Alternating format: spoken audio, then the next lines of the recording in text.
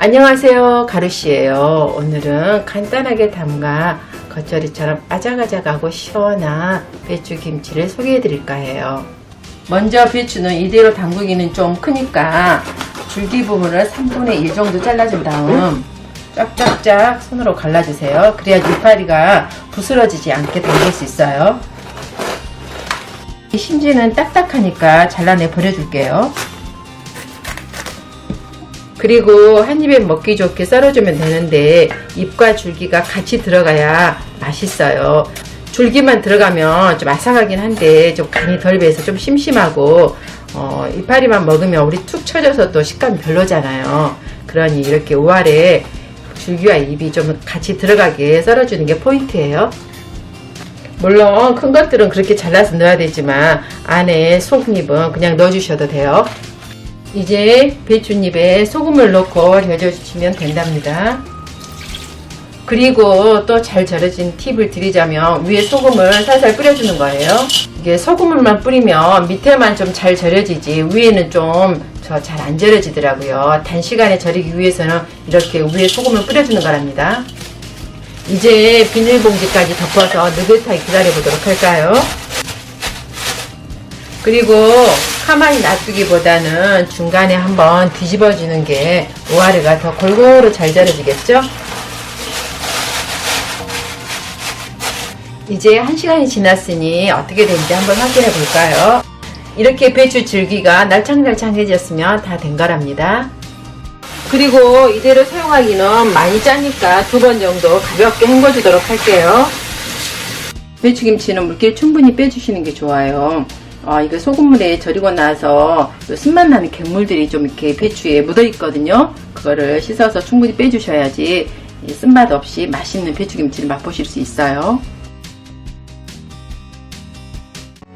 또 김치는 숙성을 위해서 풋국이 필요한데 저는 여기 멸치 다시마 육수에 찹쌀가루 넣어줄게요.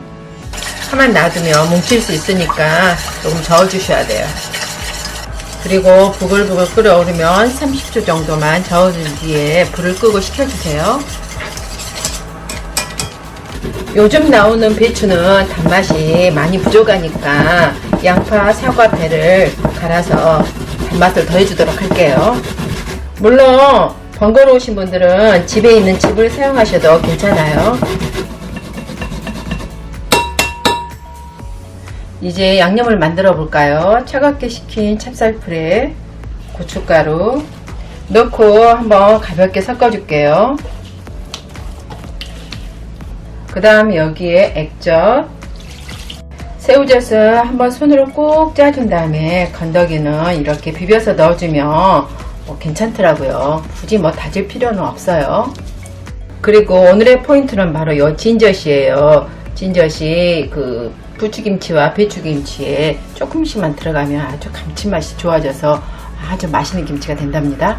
또 이거 안 좋아하시거나 없으신 분들은 새우젓으로 좀 양을 더 늘려주시면 되겠죠?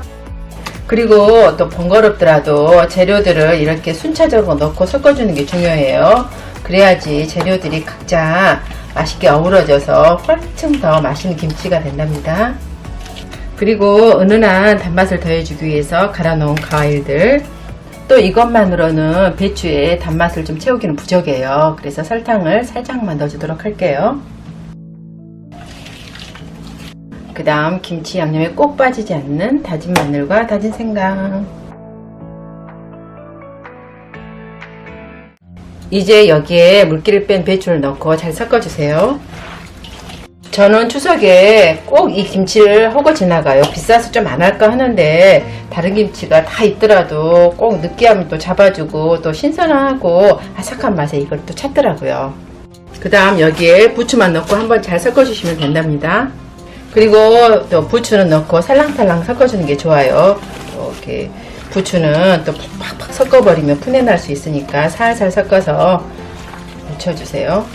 저는 이번에 특별히 부추를 추가해 보았어요. 지금 부추는 제철이라서 향긋하니 아주 감칠맛이 맛있거든요. 그래서 이 단맛이 부족한 배추를 보완해줘서 둘이 같이 어우러서 참 맛있답니다.